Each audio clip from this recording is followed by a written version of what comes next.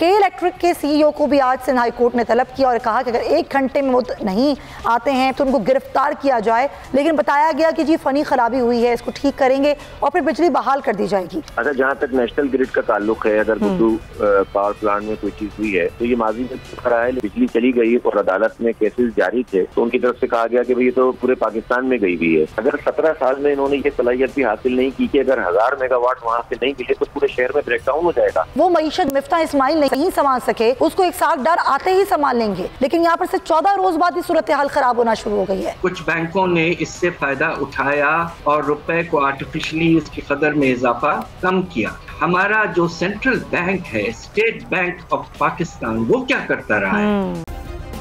Subscribe करें और bell दबाएं ताकि कोई खबर रह न जाए।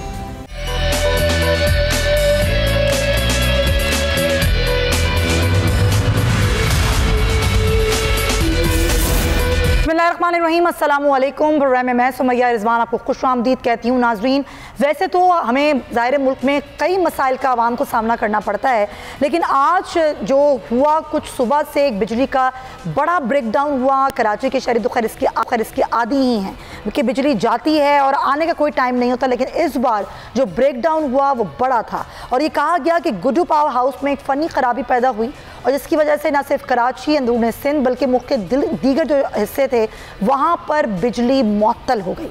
और उसके बाद ये कहा गया है, खुद वज़ीर तवानाई की जानिब से वो आए, उन्होंने न्यूज़ कॉन्फ्रेंस की कि रात तक मुकम्मल बहाल किया जाएगा। क्या वजूहात बनी हैं इस बारे में कुछ भी कहना भी क़ब्ल अज़ वक्त होगा, लेकिन जैसे ही रिपोर्ट आएगी तादीबी कार्रवाई भी की जाएगी।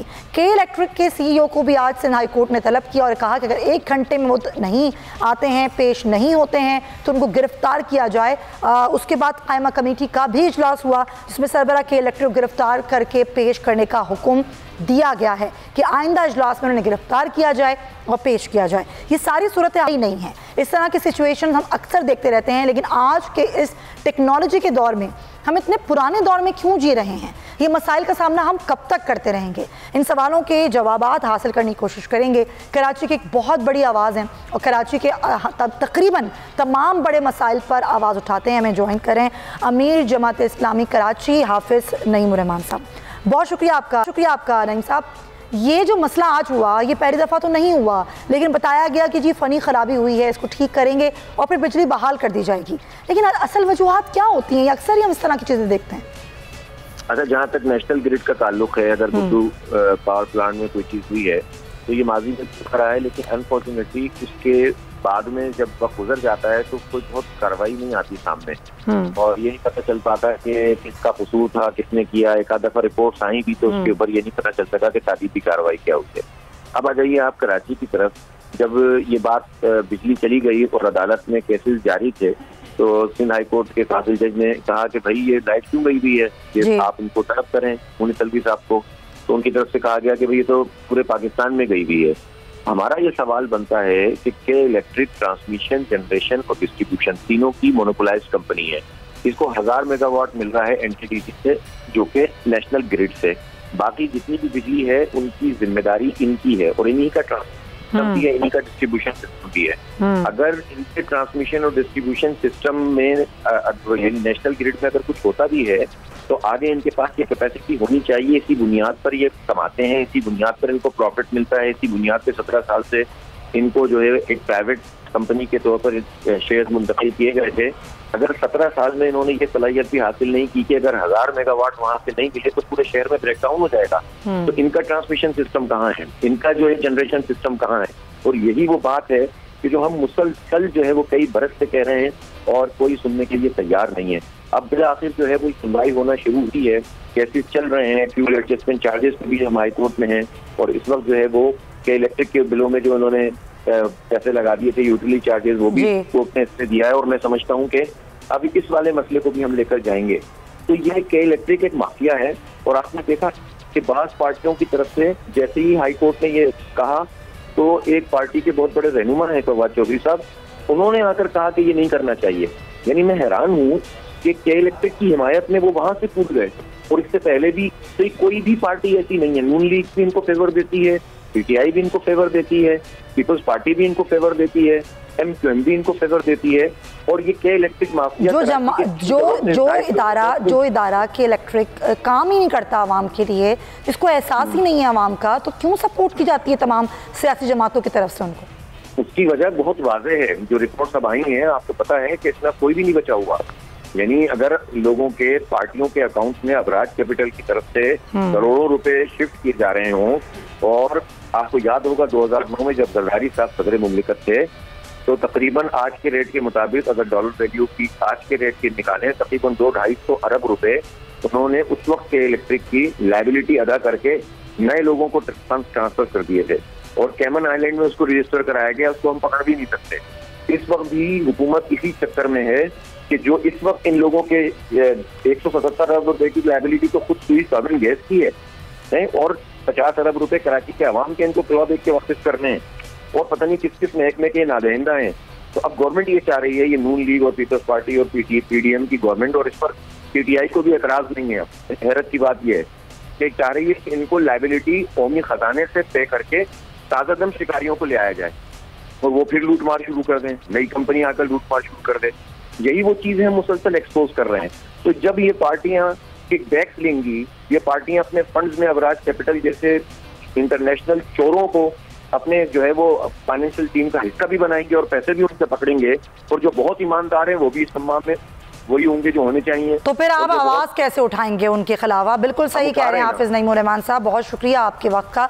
ये वो बात, जाहिर सी बात है कड़वी बहुत है, लेकिन ये वो सच है, कड़वा सच, जिस पर कोई बात करना नहीं चाहता, लेकिन सवाल उठाना चाहिए बार बार। के इलेक्ट्रिक से हमने कोशिश भी की कि हम तर्जुमान के इलेक्ट्रिक को इस पर बात करने के लिए अपने शो में मदऊ करें, लेकिन वो बहुत मसरूफ़ थे कुछ मीटिंग्स में, इसलिए उनका टाइम नहीं वो दे सके हमें।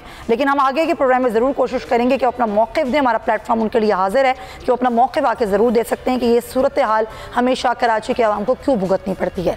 अच्छा, एक और सूरत हाल है, वो है मुआशी सूरत हाल, जिस पर तकरीबन हम रोज़ ही अपने प्रोग्राम में बात करते हैं कि जिसमें डॉलर जिसको काबू करने के लिए सागदार साहब ने बड़े बड़े वादे और दावे किए, लेकिन वो डॉलर एक बार फिर हमने देखा कि ऊपर चला गया। 14 रोज़ बाद एक बार फिर खदर जो है वो डॉलर की बढ़ गई है।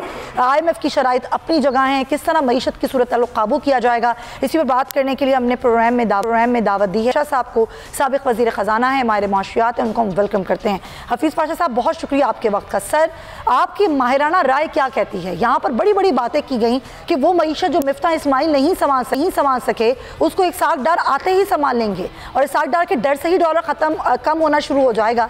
लेकिन यहाँ पर से 14 रोज़ बाद ही सूरत हाल ख़राब होना शुरू हो गई है। ये क्या लगता है आपको, कोई पॉलिसीज़ नज़र आती हैं हुकूमत की मईशत को ठीक करने के लिए?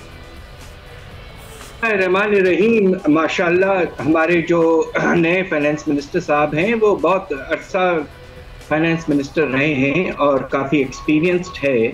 मगर सवाल ये पैदा होता है कि क्यों ये कोशिश की जा रही है कि रुपए की कदर में नुमाया तौर पर कमी आए, और आज जिस तरह आपने कहा पिछले 1-2 दिन से फिर से रुपए की कदर में कमी शुरू हो गई है। बात दरअसल ये है कि रुपए की कदर जो है वो इस पे मुनस्सिर है कि फंडामेंटल्स क्या हैं हमारी माशी हालात के, और वो हद से ज़्यादा ख़राब होते जा रहे हैं। सबसे पहले आप ये देखिए कि हमारे जो फॉरेन एक्सचेंज रिजर्व्स हैं वो पिछले 3 महीने मुसलसल गिरते रहे हैं। 9.8 अरब डॉलर से गिर के 8 अरब डॉलर के भी नीचे चले गए जी। IMF के आने प्रोग्राम के वापस आने के बावजूद रिजर्व्स में कमी आती रही है, और दूसरी तरफ बहुत से ऐसे इंडिकेटर्स हैं, आप देखिए रेमिटेंसेस में भी कमी शुरू हो गई है जी। लिहाजा बात यह है कि आपके जो बेसिक इकोनॉमी के जो फंडामेंटल्स होते हैं जब वो अच्छे होंगे, रिजर्व्स में इजाफा होगा, तो यकीनन हमारे रुपए के कदर में इजाफा होगा। आप ये भी देखिए कि मुख्तलिफ क्रेडिट एजेंसीज ने हमें डाउनग्रेड कर दिया है। तो लिहाजा मैं ये समझता हूँ कि सागदार की कोशिश जो है वो बहुत माशाअल्लाह कदर करनी चाहिए, मगर वो इस वक्त एक हद तक ही मुमकिन है इसलिए कि फंडामेंटल्स बहुत है। डॉक्टर साहब, आप माशाल्लाह काफ़ी एक्सपीरियंस है आपका, आप ज़रा ये बताइए कि ये कई लोग ये बात कर चुके हैं हमारे प्रोग्राम में कि ये जानबूझ के सूरत हाल पैदा की गई, और फिर सर आप भी जानते हैं कि ये कुछ निजी बैंकों की मिली भगत थी जिसकी वजह से डॉलर का रेट आर्टिफिशियली ऊपर लेके जाया गया। मिफ्ता इस्माइल साहब ने एक शो कॉज तो दिए उन बैंक्स को, लेकिन कोई कार्रवाई नहीं की गई कि जितना मुनाफा उन्होंने कमाया उतना ही उन पर पेनल्टी डाली जाती। तो अगर जानबूझ के ये कदर गिराई गई रुपए की और जानबूझ के कुछ लोगों ने मुनाफा कमाया, तो हमारे मुल्क में कोई कार्रवाई क्यों नहीं होती उनके खिलाफ? बात दरअसल ये है कि जब रुपए की जो अवेलेबिलिटी है उसमें वाज़े तौर पर कमी आई है तो होता ये है कि स्पेकुलेशन शुरू हो जाता है, और यकीनन कुछ बैंकों ने इससे फ़ायदा उठाया और रुपए को आर्टिफिशली उसकी कदर में इजाफा कम किया। मगर बात यह है कि हमारा जो सेंट्रल बैंक है, स्टेट बैंक ऑफ पाकिस्तान, वो क्या करता रहा है? उनको तो रोजाना बेसिस पर ये चीजें देखना चाहिए, और जबकि IMF के साथ ये एग्रीमेंट हुआ है कि हम मार्केट में इंटरवीन नहीं करेंगे स्टेट बैंक, तो उनके पास जो दूसरे जरिए हैं मार्केट को संभालने की, रेगुलेटरी फंक्शंस जो हैं, उनको तो ठीक तरीके से वो पूरा करना चाहिए। हो सकता है कि पिछले कुछ दिनों से ये सिलसिला शुरू हुआ है और शायद इसकी वजह से आप देखेंगे कि कुछ स्टेबिलिटी बाद में इंशाल्लाह रुपए में आएगी। अच्छा, रुपए में तो स्टेबिलिटी शायद आ भी जाए डॉक्टर साहब, लेकिन अब जब हुकूमत खुद अपने मुंह से ये कहती है कि इस बार ग्रोथ 2% तक रहने का इम्कान है, जो मुल्क की मईशत का हाल हो गया है, ये किस तरह से कोई संभाल सकता है? क्या इसमें बेहतरी लाने की गुंजाइश मौजूद है, और वो क्या पॉलिसीज़ होनी चाहिए जो अगली हुकूमतों के लिए हों और वो उसको ठीक भी कर सकें? क्या ये पॉसिबल होगा? देखिए, मुझे अफसोस से कहना पड़ता है कि माशाल्लाह पिछले साल हमारे शरह नमू 6% तक पहुंच गया था, जो एक वाज़े तौर पर एक अच्छा परफॉर्मेंस था। मगर इस साल देखिए जो सैलाब आया है, तारीख का सबसे बड़ा सैलाब, जिसने तकरीबन नुकसान जो हमने एस्टिमेट किया है और गवर्नमेंट का भी एस्टिमेट तकरीबन यही है, 30 अरब डॉलर का नुकसान। जब किसी इकोनॉमी जैसे पाकिस्तान की टोटल इकोनॉमी का साइज जो है वो 330 अरब डॉलर है, तो तकरीबन 9% आप नुकसान हुआ है, जो बहुत बड़ा नुकसान। तो इस लिहाज से ये कहना कि शरह नमू में इजाफा और पॉजिटिव रहेगा, मैं तो परेशान इस बात पे हूँ कि शायद मुश्किल से इस साल का शरह नमू 1% रहेगा। खतरा ये भी मौजूद है कि ये कुछ हद तक मनफी भी हो जाए। मनफी भी हो सकता है, यानी कि कोविड के दिनों में जो हमने सूरत हाल देखी थी, अल्लाह ना करे कि वो सूरत हाल भी सकती है। डॉक्टर साहब, ये भी बता दीजिएगा आखिर में कि अब जो दावे कर रहे हैं साग डार साहब, आपने खुद कहा कि उनका बहुत एक्सपीरियंस है कि ना सिर्फ डॉलर को वो नीचे लेकर आएंगे, पेट्रोल की प्राइसेस नीचे होंगी, दीगर सहूलियात आवाम को मिलेंगी, जो अभी ज़ाहिर मईशत की सूरत हाल है कि महंगाई की सूरत में आवाम को भुगतना पड़ रहा है। तो आपको लगता है कि IMF के प्रोग्राम में रहते हुए ये रिलीफ वो आवाम को दे पाएंगे? ये आपका बहुत अहम सवाल है, और दरअसल फ्लड्स की वजह से तो मैंने आपको बताया कि हद तक नुकसान हुआ, बहुत ज़्यादा नुकसान हुआ है। अंदाज़ा ये है कि तकरीबन 1 करोड़ से ज़्यादा और लोग गरीब हो जाएंगे, और बेरोज़गारी में बहुत इजाफा होगा, 30 लाख लोग और बेरोज़गार हो सकते हैं। तो लिहाजा हालात तो बहुत ख़राब हो जाएंगे और हो चुके हैं।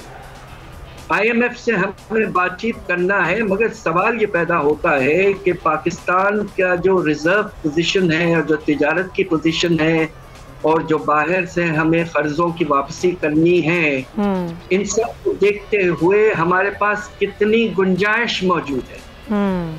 पाकिस्तान एक ऐसे वर में फंसा है, मैं क्या बताऊं आपको, कि बड़ा मुश्किल होगा IMF से हमें रिलीफ ज़्यादा मिलने का, इसलिए कि हमारे पास रिजर्व्स बिल्कुल ना होने के बराबर हैं और बाहर से पैसा आना तकरीबन रुक चुका है। तो इस वक्त रिलीफ किस हद तक होगी, ये टीम गई है वाशिंगटन, कल देखिए वो क्या हासिल करके वो पाकिस्तान आते हैं। ये आपका बड़ा इंपॉर्टेंट पॉइंट है डॉक्टर हफीज़ पाशा साहब, बहुत शुक्रिया सर आपके वक्त का। मेरे प्रोग्राम का वक्त ख़त्म होता है। देखना ये है कि जो साग डार साहब हैं उनका जो एक्सपीरियंस है वो आवाम को रिलीफ किस तरीके से और किस तरह से IMF के प्रोग्राम में रहते हुए दे पाते हैं, ये आने वाला कुछ ही दिनों में ये वक्त बता देगा। इसके साथ ही नाज़रीन, प्रोग्राम का वक्त ख़त्म होता है। अपना बहुत ख्याल रखिएगा। अल्लाह हाफ़िज़।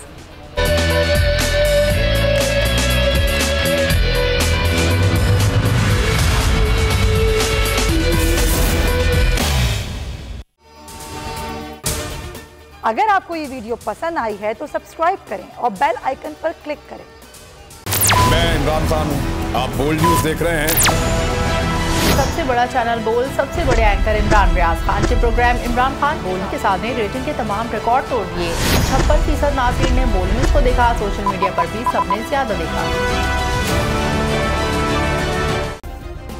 सब्सक्राइब करें और बेल दबाएं ताकि कोई खबर रह न जाए।